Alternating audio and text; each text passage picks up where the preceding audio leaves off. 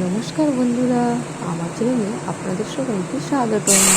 আশা করি আপনারা সবাই ভালো আছেন। আজ বানাবো কচুর লতি দিয়ে চচ্চড়ি। এই যে দিয়ে দিলাম সামান্য সরষে তেল দিয়ে কচুর লতি দিয়ে দিলাম। এখন দিয়ে দেবো হলুদ গুঁড়ো, লঙ্কা গুঁড়ো, নুন,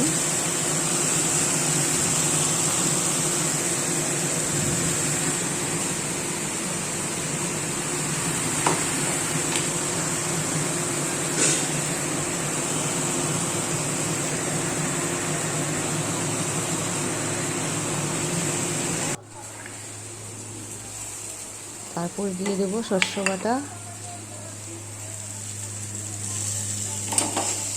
ভালো করে নাড়াচাড়া করে ঢেকে রেখে দেবো কিছুক্ষণ। কচুর লতি অল্প সিদ্ধ হয়ে গেলে এই যে তেঁতুল দিয়ে দেব। এই যে রেডি আমার কচুর লতি।